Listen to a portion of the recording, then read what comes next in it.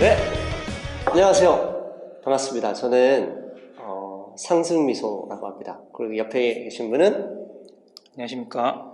웃는 얼굴이라고 합니다. 네, 반갑습니다. 이미 세상이 특히 미디어 환경이 많이 변하고 있습니다.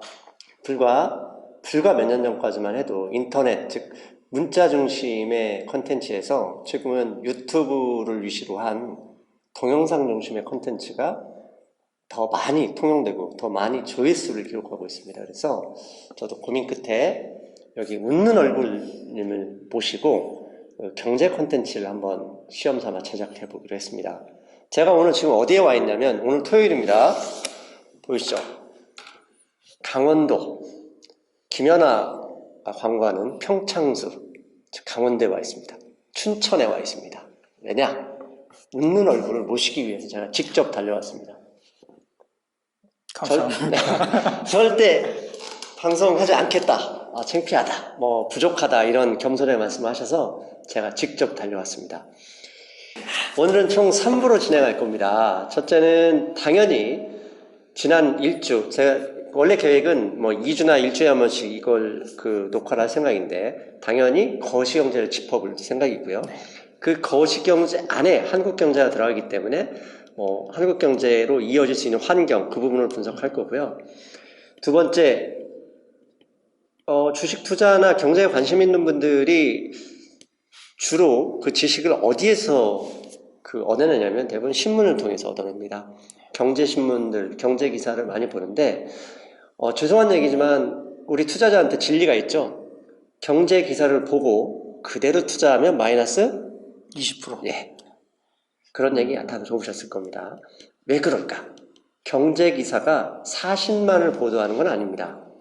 경제기사는 기본적으로 우리 스스로 읽는 사람이 행간을 읽어내는 능력을 갖추지 않으면 죄송한 얘기인데 항상 속을 수도 있다는 사실. 그것 때문에 제가 지난주에 아니면 그 전주에 있었던 경제기사 한두 가지를 제 방식으로, 물론 진리 아닙니다. 제 방식으로 다시 해석하는 그 코너를 가질 거고요. 마지막으로 앞부분 거시경제, 한국경제를 이어받을 수 있는 이번 주에 우리가 주목할 만한 어떤 종목, 어떤 추천 종목이 있는지 우리 웃는 얼굴님을 통해서 바로 확인하실 수 있습니다. 자, 그러면 오늘 첫 번째 시간이니까요. 사람들이 주식 투자 하시는 분들 보면 거시경제 신경 안 쓰고 추천 종목, 증권사 리포트의 추천 종목, 아니면 카더라 있죠? 카톡방이나 네이버 토론방 이런 데 보고 많이 투자를 하시는데 성공하는 확률이 무척 낮습니다. 근데 그게 추천 종목이 잘못될 수도 있지만 때로는 시장 환경이 안 되는 수도 있어요. 아무리 좋은 종목이라도 시장을 이길 수가 없거든요. 그래서 우리가 웃는 얼굴님도 마찬가지, 저도 항상 주장하는 게 뭐냐면 종목은 절대로 시장을 이기지 못한다. 왜? 시장 환경이 안 좋으면 가고 싶은 종목도 갈 수가 없습니다. 그래서 제가 이런 말씀을 하죠. 증권시장을 밀어올리는 가장 친한 친구는 뭐냐? 기대감입니다. 기대감.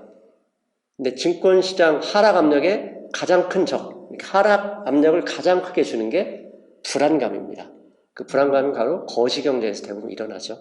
그래서 거시경제를 먼저 짚고 넘어가야 된다고 봅니다. 그래서 오늘은 첫 번째 시간이니까 어차피 글로벌 경제의 핵심은 어디죠? 미국이죠. 예, 미국이죠. 왜?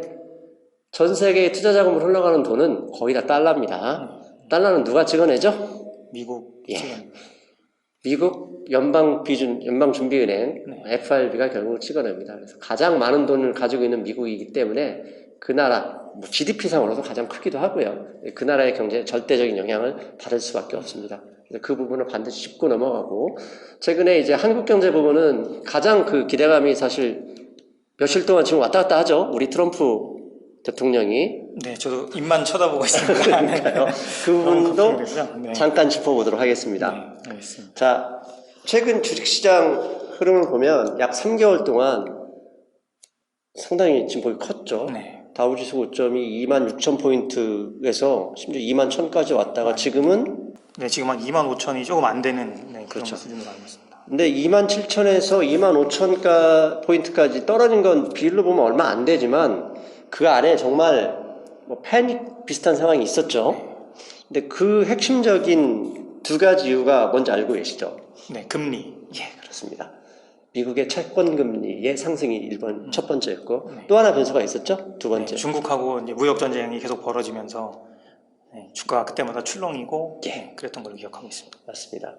첫 번째는 미국 금리의 상승, 즉 채권 금리의 상승이 첫 번째 이유였고요. 두 번째는 1월 달에 아마 중국이 태양광 네, 팬날에 대한 수입 관세를 시작하면서 네, 그 다음에 철강, 네, 그다음에 최근에는 뭐 자동차까지 관세를 한다고 그러고 네. 그래서 그에 대한 보복으로 중국에서 맞대응하게 되면 경제가 심각하게 위축될 것이다라는 그런 위험, 불안감 때문에 이 다우지수가 큰 폭으로 위아래로 왔다 갔다 했었죠. 네, 네, 맞습니다. 네. 그렇다면 이 두 가지에 대해서 잠깐 짚어보고 넘어가 보겠습니다, 오늘. 네, 미국의 채권 금리가 상승하는 게 도대체 글로벌 경제, 크게 글로벌 경제, 그냥 작게는 미국 경제에 어떤 부담이 있길래 그랬을까요? 일단은 제 생각에는 요즘 보면 이제 신흥국들이 이제 환율이 많이 출렁이고 그리고 미국의 주가가 출렁이는 것도 이제 금리에 서로 연관이 돼 있는 것 같고요. 그래서 좀 이렇게 깊이 있는 말씀은 한번 이렇게 들어보고 싶은데 현상은 제가 네. 잘 관찰을 하고 있습니다. 제가 잠깐 우리 미국의 그 10년 만기 채권 금리 차트를 잠깐 보여드리겠습니다. 이게 장기 추세선을 보면 기본적으로 추세를 깨트리려고 하는 시점마다 미국에 위기가 있었어요.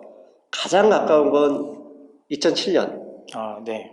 이게 그 장기 추세선, 이 하락하는 장기 추세선 돌파하는 직전에 이런 일이 있었고, 그 이전에는 미국의 나스닥 버블이 붕괴된 적이 있었죠. 네.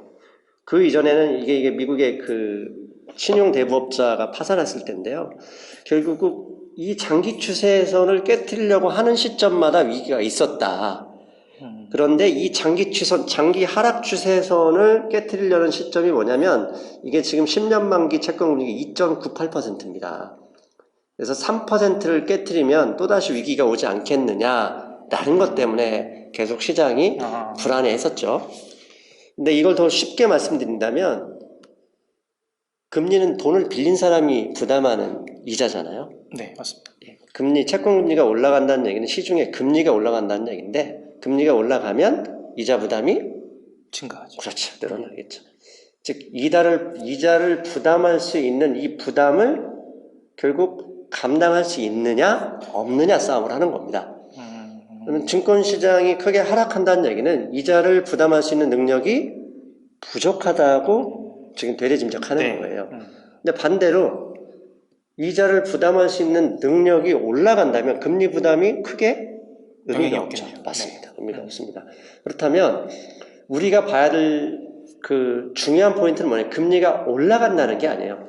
금리가 올라갔을 때 이 이자를 부담할 수 있느냐 없느냐를 판단하면 앞으로 경제가 성장할 수 있느냐 없느냐를 따질 수 있고 그러면 주식시장이 더 갈 수 있느냐 정말 시장의 불안감대로 떨어질 것이냐를 판단할 수 있거든요. 막연하게 금리가 오른다고 겁먹을 필요가 있는 게 아니라 잘 견딜 수 있느냐 그 부분을 그렇죠. 봐야 되고 분석해야 되는 맞습니다. 즉 내가 1억 원을 빌렸는데 한 달 이자 원리금으로 100만 원을 내고 있다고 칠게요. 근데 금리가 올라서 110만 원을 낸다고 칩니다. 10만 원이 분명히 부담이에요. 근데 내가 일하는 회사에서 연봉을 20만 원을 올려줬다. 그러면 부담이 될 게 없죠. 네, 오히려 소비 여력도 생기겠네요. 맞습니다. 이게 경제도 똑같습니다. 금리가 올라간다고 불안한 게 아니라 금리가 올라갈 때 이자 부담을 할 수 있느냐 없느냐를 판단하는 그 시점으로 봐야 된다고 보는 거죠. 그러면 우리가 미국 경제를 볼 때 미국 시민 한 명 한 명을 따질 수는 없거든요. 네. 그러면 결국 GDP로 봐야 돼요. 미국 경제의 성장이 되느냐 안 되느냐는 GDP가 늘어났느냐 줄어들느냐 아니면 증가율이 떨어졌느냐 증가율이 더 상승하냐 그걸로 볼 수 있거든요. 미국이 경제가 성장할 수 있는 확률이 높다. 그럼 이자 부담이 크게 문제가 안 되죠. 그렇죠. 네. 반대로 경제가 성장할 확률이 떨어지거나 하락할 위험이 높다. 그러면 조금만 징조가 있어도 굉장히 불안해할 것 같습니다. 그렇죠. 주식시장의 가장 큰 적은 뭐다? 금리.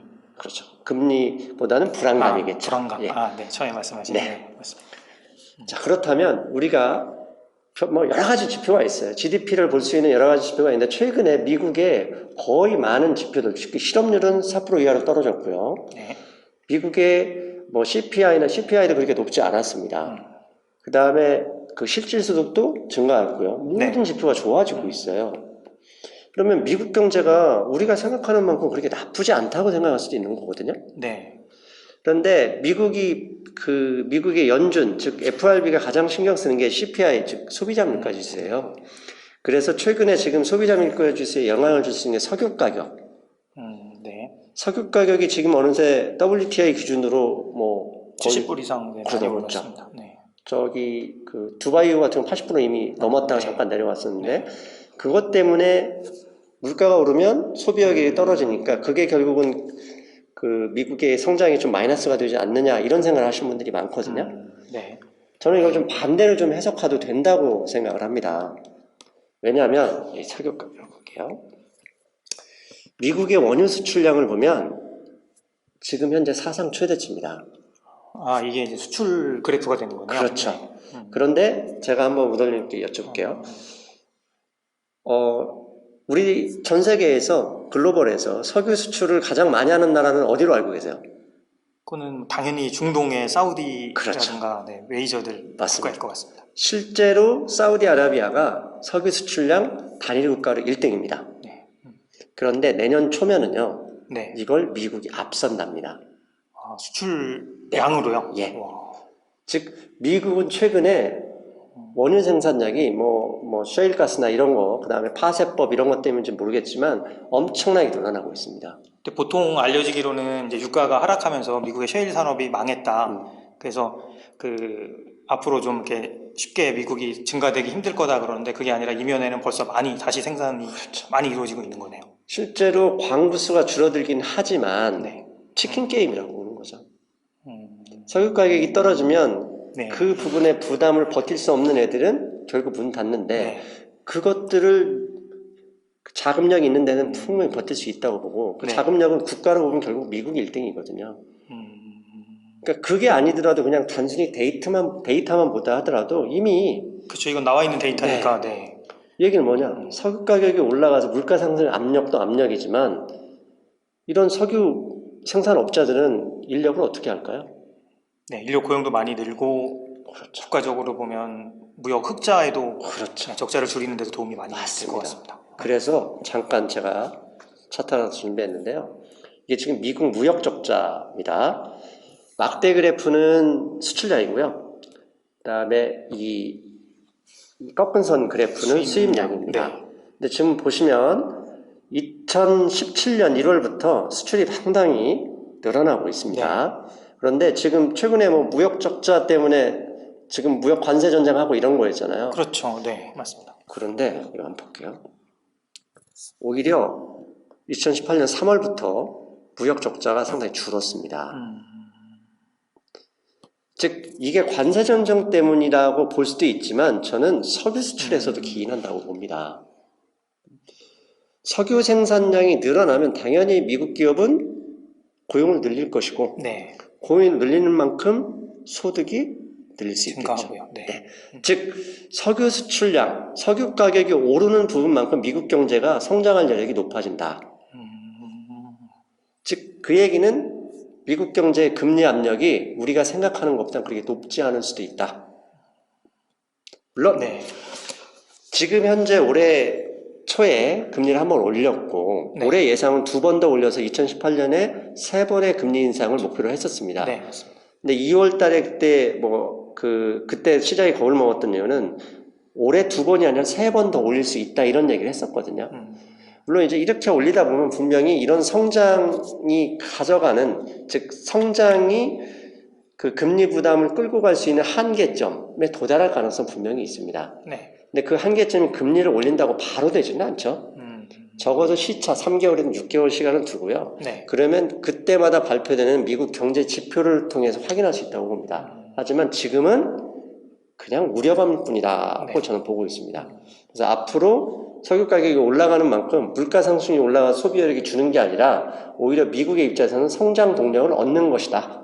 이렇게 볼 수도 있다고 저는 생각합니다. 그럼 단순히 지금 그 금리 인상이 항상 이슈가 되고 있는데 그것 때문에 뭐 이렇게 지레 겁먹거나 이제 그럴 필요는 전혀 없고 이런 그 미국의 경제 여건들을 봤을 때 실제로 금리 인상이 이렇게 큰 경제에 악영향을 주지 않을 그럴 소지도 많이 있는 거네요. 그렇죠. 그러니까 악영향을 주지 않은 소지라고 하는 거 말을 약간 좀 바꾸면 네. 아직 성장이 있으니 금리 부담을 이겨낼 수 있는 체력은 된다. 네. 그런데 그 임계점이 언제인지 모르지만 제가 볼 때 지금은 아니라고 본다. 그럼 네. 지금은 언제인지 파악할 수 있냐? 거의 매일 미국 경제 지표가 발표가 되는데 그걸 확인하면서 천천히 아직 확인하면서 봐도 된다. 근데 아직은 아니라고 본다. 이게 제 생각입니다. 근데 네. 그 어제 보니까 네. WTI 원유 가격이 한 네. 4% 이상 급락을 한 것도 제가 오늘 아침에 확인을 했거든요. 그래서 이거는 그러면 또 어떻게 해석을 해야 될지 궁금합니다. 금방 말씀드린 대로 하면 4% 떨어졌으니까 미국 경제 그렇죠. 성장 동력이 마이너스 4% 된 거잖아요. 다시 우려해야 되는 거 아닌가? 네, 요 맞습니다. 네. 저도 아침에 보고 깜짝 놀랐는데 왜 석유값이 내렸는지 급락했는지 찾아보니까 사우디하고 러시아, 즉 네. 오페크와 러시아가 뭐 가격이 오르는 부분에 있어서 증산을 할 수 있는 용의가 있다 이런 얘기를 했더라고요. 그게 네. 좀 영향을 준 것 같은데 저는 다르게 봅니다. 어떤 주식이든 어떤 섹터든 올라가기만 할 수는 없어요. 네, 그렇죠. 네. 뭐 3일 오르면 하루 떨어지고 그렇죠. 그런 날도 있고. 네. 최근 석유 가격이 약 3개월 정도 동안 조정 없이 올라갔기 때문에 그 불안감이 좀 상존해서 급락한 걸로 보지만 결국은 다시 아직 추세가 무너진 게 아니기 때문에 저는 올라갈 수 있다고 봅니다. 네, 일시적인 이제 하락으로 네. 해석할 수 있다 그렇게 보시는 네. 거네요. 그리고 또 주목해야 될 게 있어요. 네. 석유 가격은 내렸는데 이번에 오늘 이렇게 보시면 농산물 지수가 상당히 지금 많이 오르고 있습니다. 네, 전반적으로 농산물들이 요즘 저도 농산물 펀드 네. 들어서 가입해서 열심히 보고 있거든요. 그래요? 요즘 네. 좀 짭짤해지셨는데? 마이너스였다가 요즘 이제 살짝 돌아서고 있습니다. 다행입니다. 즉 여기서 주목해야 될 게 있어요. 우리 주식 투자하시죠? 네. 주식 투자에 보면 정말 많은 종목들이 있지만 그걸 분류해 놓은 게 있습니다. 그래서 뭐 네. 증권주다, 금융주다, 네. 뭐 요즘 유명해진 뭐 대북주다, 바이오주다 이렇게 다 있잖아요. 네. 증권시장이 꼭지에서는 어떤 일이 벌어지냐면 네. 모든 종목이 다 오릅니다. 화려하게 네. 불꽃을 피우는. 네. 종목 가릴 것 없이 다 오를 때가 항상 꼭지인데 일반적으로 상승장에서는 혹시 그 모든 섹터가 다 오르는 걸 본 적이 있나요? 아니요, 그런 거 본 적 없고요. 없습니다. 섹터별로 차별화돼서 오르거나 아니면 대형주가 뭐 먼저 오르거나 대형주가 쉬는 사이에 중소형주가 또 받쳐주거나 그런 흐름은 본 적이 있어요. 테마별로 돌죠. 네. 왜냐하면 돈이라는 게 모든 주식을 다 올릴 수가 없어요. 기본적으로 스마트머니들이 먼저 들어가서 주식을 좀 위로 상승을 견인하며 네. 나오고 하는 그 섹터의 순환 과정이 있거든요. 네. 그런데 지금 이번에 최근 3개월 동안 석유 가격이 상당히 올라가다가 석유 시장이 1, 2주 정도 잠깐 정체하는 순간 농산물이 슬금슬금 올라가고 있어요. 이게 뭐냐? 글로벌 투자 시장에서도 이 네. 분야를 보면 주식, 채권, 석유를 비롯한 원자재, 농산물, 환율들이 있습니다. 그 섹터들이 네, 순환할 수 있는. 그렇죠. 네. 즉 석유 시장에 간다 그랬을 때는 이미 메이저가 들어간 게 아니라 스마트머니, 큰 돈들은 미리 들어가서 조금씩 좀 사놓고 있거든요. 그리고 일반 개미들이 오면 물량을 주고 그 돈을 다시 어디가 다른 섹터로 옮겨가는 과정인 네. 거죠. 그러니까 나쁜 과정이 아니라 결국은 저는 그 스마트머니 상승의 순환 그렇죠. 개념이겠네요. 네, 그렇게 보고 있고요. 그 다음에 이 농산물이 또 미국 경제에 나쁜 영향을 미치는 게 아니에요. 그렇죠. 미국이 농산물 수출 많이 요번에 중국하고도 콩 맞죠. 네, 그 수입 규제나 그런 것 이슈들을 좀 봤습니다. 최근에 중국이 그랬지 않습니까? 무역 수지 흑자 금액을 줄이는 것도 줄이는 거지만 미국의 농산물과 에너지 수입을 늘리겠다 네. 공언을 해버렸잖아요. 네. 그러니까 농산물 가격이 오르면 미국 소비자들이 뭐 당연히 밥값이 올라가긴 하겠지만 네. 소득도 같이 올라가는 거죠. 농산물 섹터도 주목해야 될 섹터라고 보는데 항상 올라가고 있을 땐 늦은 거예요. 그렇죠. 네. 네. 근데 미리 바닥에서. 그렇죠. 네. 근데 우리는 개인들이 그게 쉽지가 않아요. 왜? 지겹거든요. 내가 딱 사는 순간 올라가길 원하는데 스마트머니는 야금야금 사서 개인들이 끌어들이면서 올리거든요. 그러니까 지금 현재 농산물이 반응한다는 얘기는 개미들이 가기엔 좀 늦었다고 볼 수 있죠. 저 조금 더 올랐으면 좋겠는데 그렇죠. 이게 고민이 되는데요. 이게 투자하는 사람으로서 사실 고민이 되는 게 그거예요. 농산물 가격이 오르면 저도 뭐 내가 농산물 펀드가 있다면 올라가면 좋지만 우리는 농산물 수입국이잖아요. 그렇죠. 네. 국가를 위해서 네, 국가를 한 몸 위해서는 희생을. 야, 국가를 위해서는 그거 참 아, 어떤 때는 좀 속상한 그렇죠. 마음이 있어요. 그리고 밀 가격 10% 오르면 라면 가격 한 30%씩 올리잖아요. 네, 맞습니다. 네, 그런 게 있기 때문에 조금 죄송한 마음이 분명히 있습니다. 네. 자, 저도 농산물 펀드는 욕심을 좀 버리겠습니다.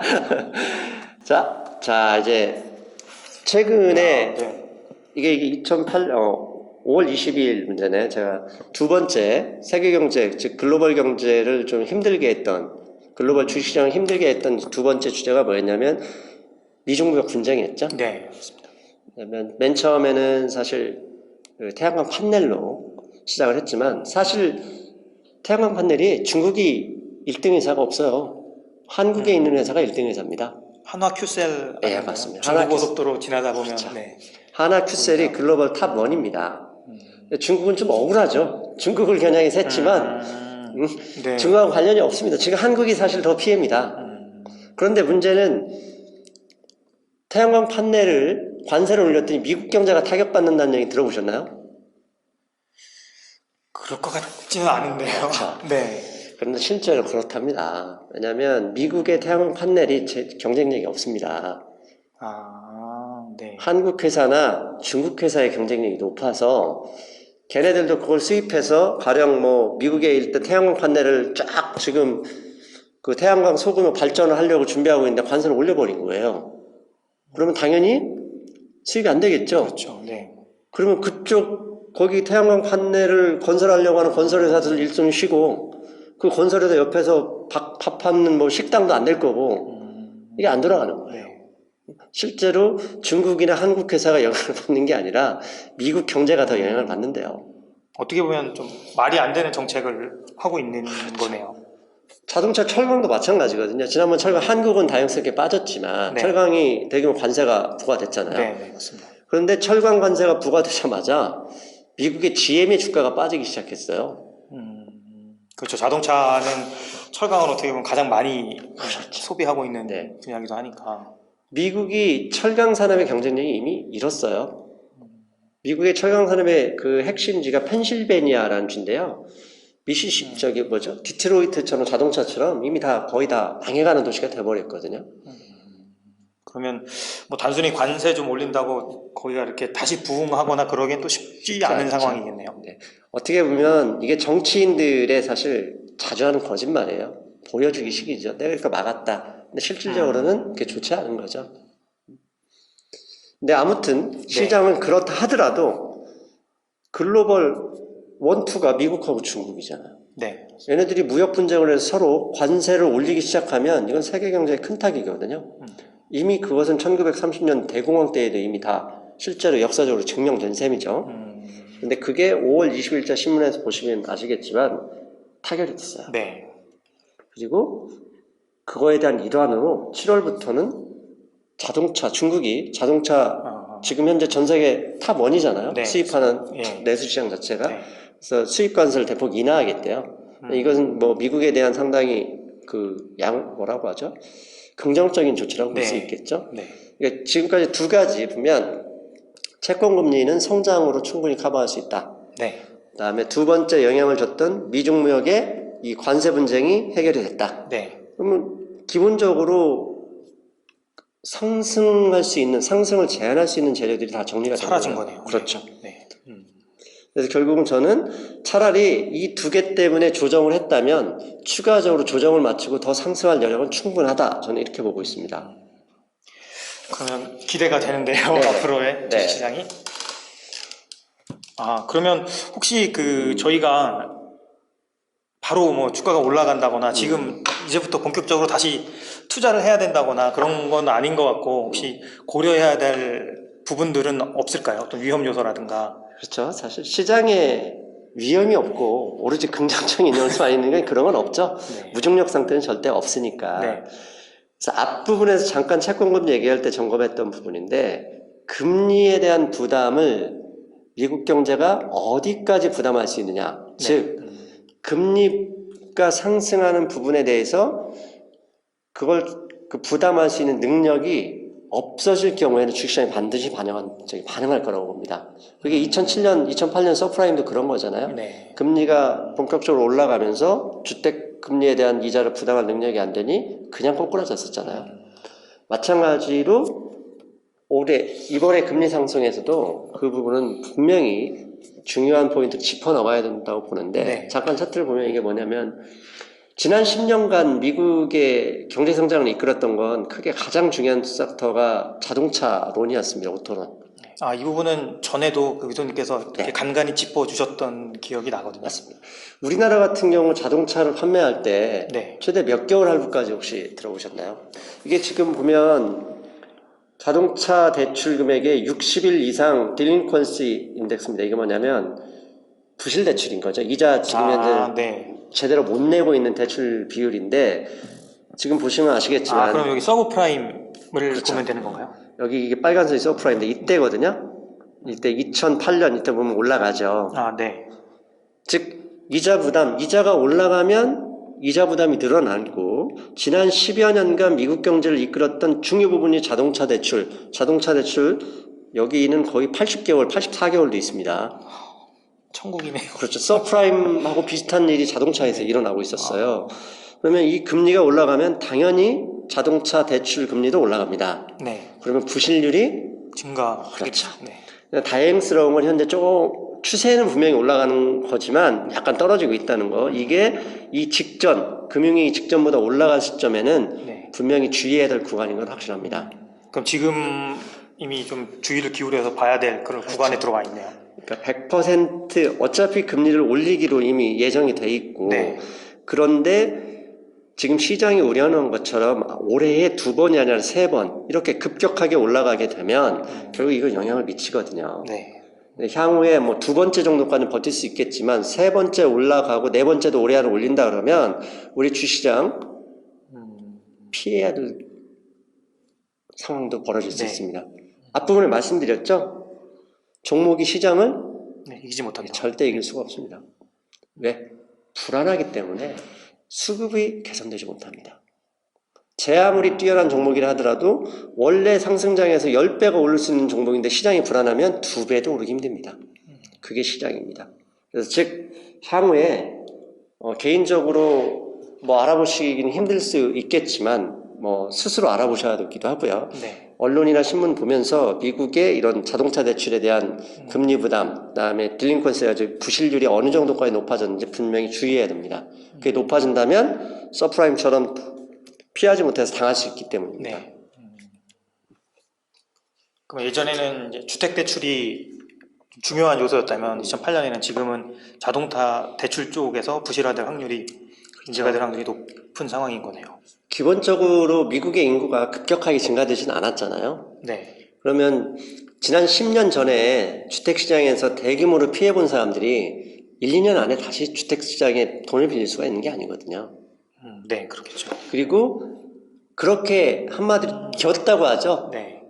딘 은행들이 심사도 까다로워질 테고. 당연합니다. 심사도 까다로워지고요. 한번 결국 버블이 터진 섹터는 10년 안에 다시 버블이 일어나기가 힘듭니다. 그래서 그러면 은행은 돈을 빌려주는데 어느 쪽을 주목했느냐?